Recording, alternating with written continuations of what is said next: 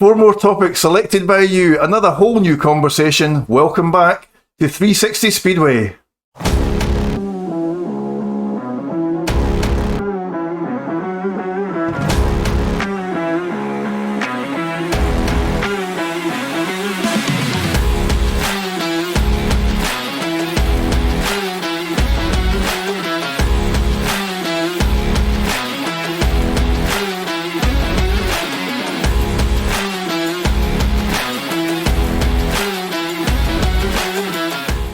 Hello, I'm Derek Smith. Welcome back to 360 Speedway HQ. Thank you for tuning in and supporting what we do. A big thank you, first of all, to everyone throughout the past week who has taken an interest, watched back our social media output, and who have interacted.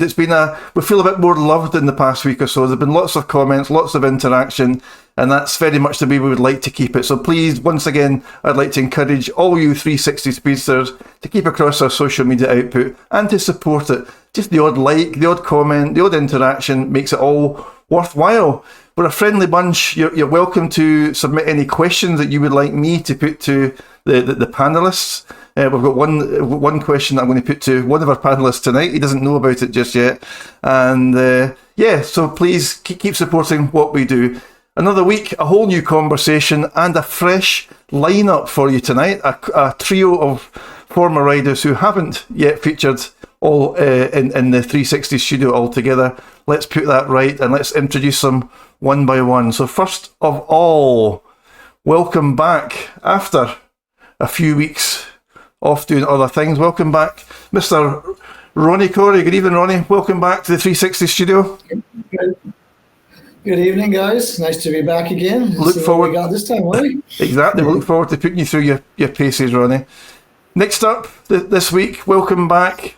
Made his debut last week, Nigel Crabtree. Welcome back to 360 studio. Nigel, did you enjoy the experience last week? Yeah, very good, Derek. Very good, and thanks for having us again. Very good. You were a big hit, Nigel. I mean, we got lots of interactions offline. I've got a question for you, Nigel Crabtree, that one of our subscribers on YouTube submitted, but I'll ask you that question just a little bit later on. About referees. It wasn't even about referees. No. And then making his debut on 360 Speedway tonight, a rider who needs very little introduction. Skipper of the Scunthorpe Scorpion, Simon Lambert. Welcome to 360 Speedway, sir. Evening, Derek. How are we doing, guys? You all good? Very good. Listen, Lambo, very good to have you as part of this, and we appreciate that you are a current rider, and maybe you can get away with a little bit less than the rest of us can. But which brings me to my regular get out. So just remember that. All of the views expressed by all of us on 360 Speedway are absolutely our own and not necessarily those of any clubs or Speedway connections that we are associated to. I think that just about covers us.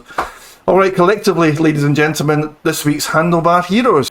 Okay, so let's get straight on with the action tonight. And to kick us off, it's a subject that I'd rather we weren't having to talk about, but this week, very sadly, there was a club statement coming out of Birmingham Speedway, and unfortunately the statement was that Birmingham would, the club would cease to be, certainly at Peterboroughspeedway, at come the end of this season. So Nigel Tolley, the club owner, made quite an emotional statement. Obviously he's poured his blood, sweat and tears into trying to keep the Brummies alive and take it to better times in terms of attendance, etc. But alas, gents, not to be. And in recent weeks we've talked about resting clubs, as I like to call them, potentially looking to come back to the fold in Speedway, and here we are now having to talk about, unfortunately, another club joining that list of resting clubs. Nigel Crabtree, if you don't mind me bringing you in first, I'm sure you will have some connections and some people that you know associated to Birmingham, and it's not the news that any Speedway fan in the UK was expecting or necessarily wanting to hear this week, Nigel.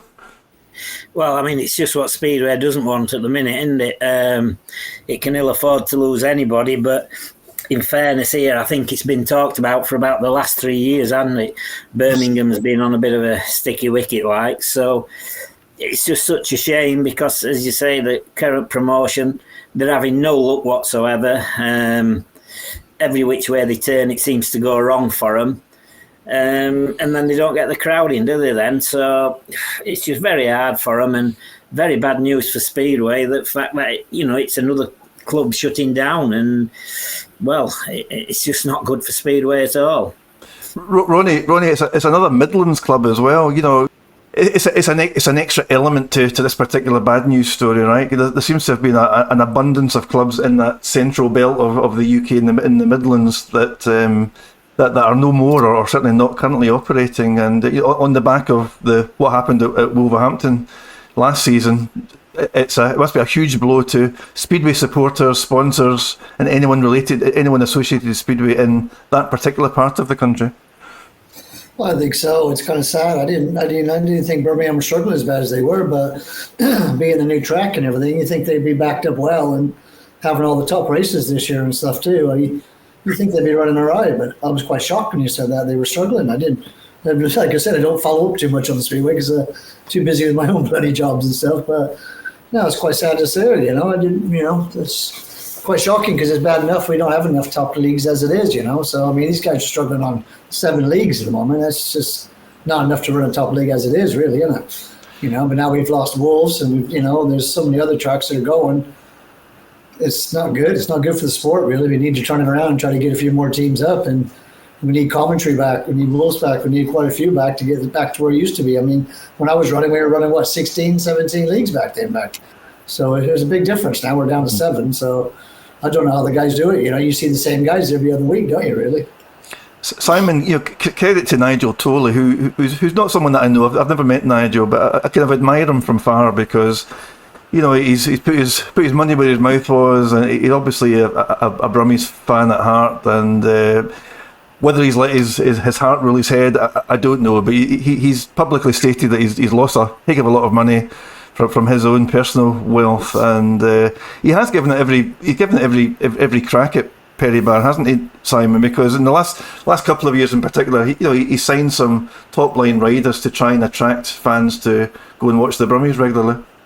Yeah, obviously, it's sad news. All I can say is I know Nigel personally, and it's not something that he would have done light-hearted.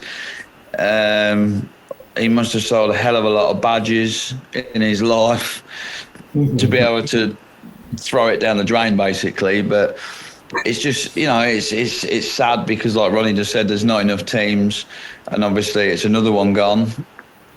Where do the next ones come? And if that shuts, I could probably sit here and name 10 clubs that have shut down in the last 10 years.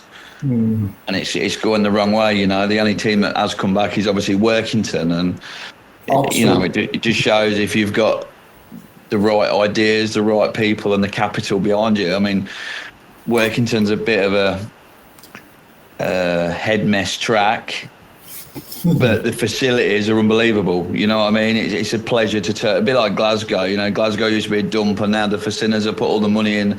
It's a pleasure to go to, and it's such a shame. But they've signed all these riders, but then obviously Jepsen Jensen's just decided enough's enough, and he's been there sort of shining light this year. But you hear a lot of rumours in Speedway, don't you? And if half the rumours or half the fees I've heard that they're getting paid, I'm not surprised. Do you know what I mean?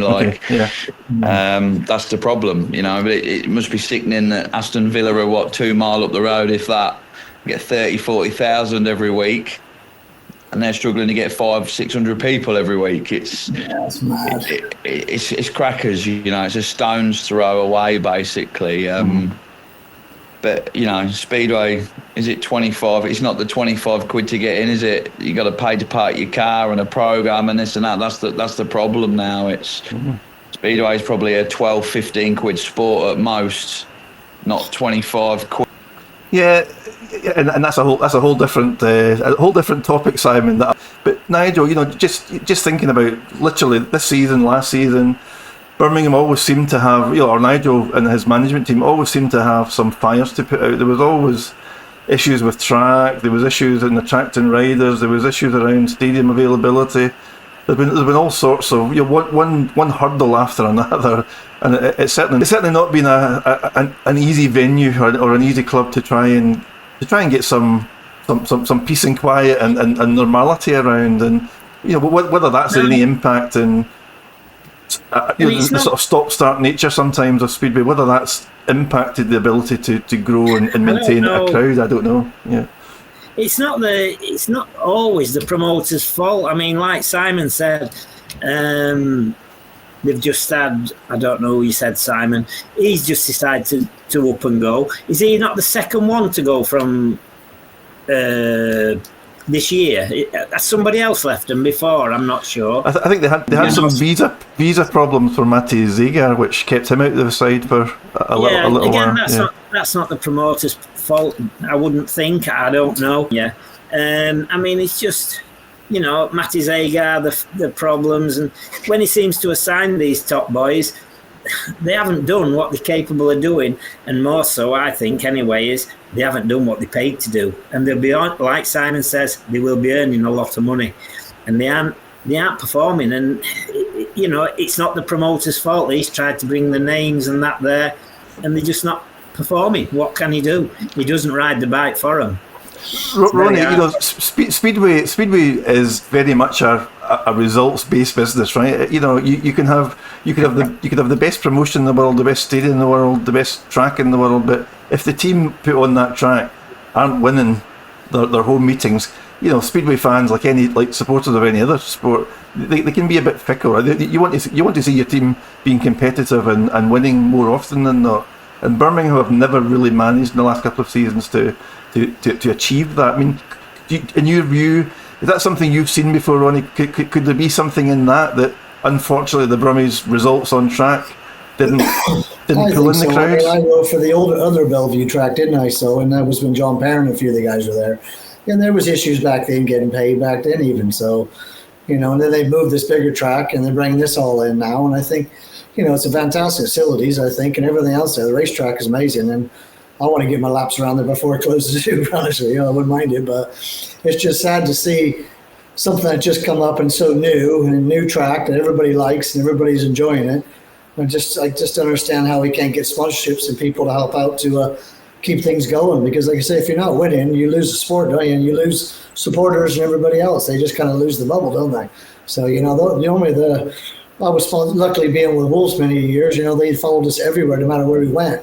And we always had a good crowd. I mean, we always had 1,000, if not more, or 3,000 on a Monday night, But I'm quite shocked at Bellevue not pulling in as many as they are, because Bellevue's still a popular area, and it's in a great little area to be. It's just sad they're not pulling in the people they should, and the riders are not pulling in their ways. But this happened before in the seasons where I've been through. Some of the top riders come and start the season and just not quite forming. They're not doing the job, and they're struggling with engines and things like that. Sometimes it takes a little while to kind of get things going, but that's not what the promoters and the people want to see, though. They don't want excuses. They want the points to score, and they want to start winning games. It's as simple as that. Nigel, I think there's no secret of the fact that with Wolverhampton closing last year, I think Nigel and the management team at Birmingham were possibly gambling on the fact that there would be a good number of Wolverhampton fans who would go regularly to watch Speedway at Perry Bar. But was that always, in your opinion, likely to be a leap of faith too far? Yeah, I don't think that happens, does it? If you support Wolverhampton, you support Wolverhampton. You might get the odd one will go now and again, might you, to like Birmingham, but your Wolverhampton supporters, they were very, very keen Wolverhampton supporters, like Ronnie says, and they always got a good crowd. But in fairness to Chris Van Straten, he also put on a very good show, didn't he? He always had entertaining riders, if you like. He entertained the crowd. It wasn't just about 15 races. It was the races he had and the show he put on. And I'm sure when you're winning, it's quite easy to put on a show when the bubbles, when the bubble bursts, which it has, for Birmingham. It's very awkward, isn't it, to keep all that momentum going and keep positive. Very hard for them. And you've got to feel sorry for them. Feel sorry for them. Absolutely. Lambo, the very excellent No Breaks, No Fear podcast that Ian Brannan produces. Good evening, Ian Brannan, if you're looking in. Keep up the good work. Nigel, he interviewed Nigel Tolley this week, and Nigel, I believe, had stated that he's lost upwards of £750,000 in the last 3 years, trying to make a success of Birmingham Speedway fundamentally. But as you mentioned earlier, Simon, there's in anyone's league losing that amount of money just is not sustainable, right? And it must bring you to your senses. Listen, I'm still riding, and I'm not getting paid any more now than I was maybe 3 years ago, but the cost of engines and bikes and parts are going through the roof, like your food shop. If your food shop was £100 last year, it's 130 this year. It's inflation, it's the way the world is, but you can only do so much. Why should he lose £750,000 when he's still got time on his side? He's got his health, he's worked hard all his life. As much as people will slate him, at least he's tried, do you know what I mean? And I respect that.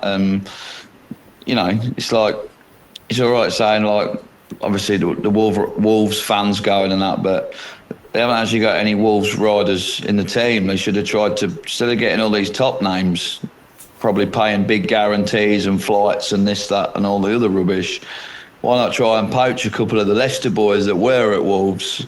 That's the way I look at it. Do you know what I mean? Give them a bit more... and chuck a few more Brits in, because other than a rising star, I don't think they've got a Brit in the team. So what do you expect? Yeah. It's British Speedway without a Brit in the team, because they have to have one. Yeah. Listen, again, it's one of these stories. We'd rather not be talking about it. We'd rather it wasn't an actual event. And obviously, we've got to be empathetic to everyone and anyone who's associated to Birmingham Speedway. We've got a couple of messages that some of our viewers have sent in from Birmingham fans, and if you stay tuned to the 4 episodes of this week's podcast, you'll hear those messages just a little bit later on. But listen, Brummies fans, we empathise with you.